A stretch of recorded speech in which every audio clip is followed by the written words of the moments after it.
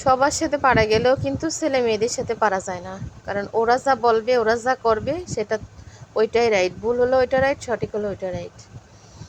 কারণ এই যে গরমে মানুষ এমনি মরে যাচ্ছে, তারপরে যদি 3 বেলা শুকনো মরিচের তরকারি খাওয়া হয়, তাহলে আমি তো বুঝি যে ওদের রুচির জন্য বা চোখের ভালো দেখার জন্য ওরা বলে। কিন্তু আমি তো মা, তারপরেও কিন্তু কথা থেকে যাই, কারণ আমারও বেশি পছন্দ কিন্তু শুকনো মরিচের তরকারি। তারপরও ওদের শরীরের দিকে তাকায় বা গরমের কথা চিন্তা করে মাঝে মাঝে একটু কাঁচা মরিচের তরকারি রান্না করতেছি বা একটু শাক সবজি বেশি রান্না করতেছি।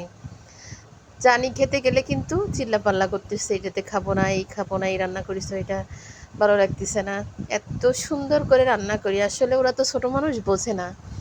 এত সুন্দর সুন্দর তরকারি, মানে স্বাদ হয় তরকারিতে, তারপরও কিন্তু ওদের ওই লাল ঝোল, লাল তেলের ঝোল না হলে ওদের কাছে ভালো লাগে না।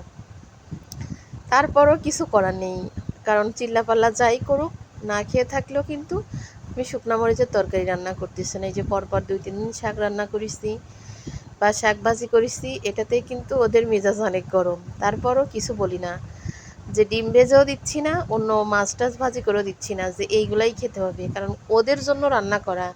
সেইগুলা যদি না খেয়ে যদি আমি আবার ডিম ভাজি করি বা মাছ ভাজি করি, তাহলে আর আমি এগুলা কেন রান্না করলাম? কারণ গরমে আমিও চাচ্ছি যে একটু কাটাকুটা তরকারি বা একটু শাক সবজি ওরা খাক।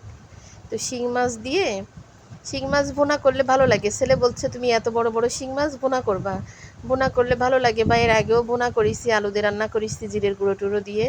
কিন্তু ভাবলাম কি শিঙি মাছ দিয়ে হচ্ছে উস্তে দিয়ে আলু দিয়ে একটু হালকা গামাখা গামাখা ঝোল রাখি, কারণ জ্যান্ত মাছ দিয়ে উস্তে করল্লা যাই বলেন দিয়ে গামাখা গামাখা ঝোল রেখে রান্না করলে কিন্তু বেশ মজা লাগে। সত্যি কিন্তু অনেক ভালো লাগে। আমি যেভাবে রান্না করেছি সেম এভাবে যদি রান্না করা হয়।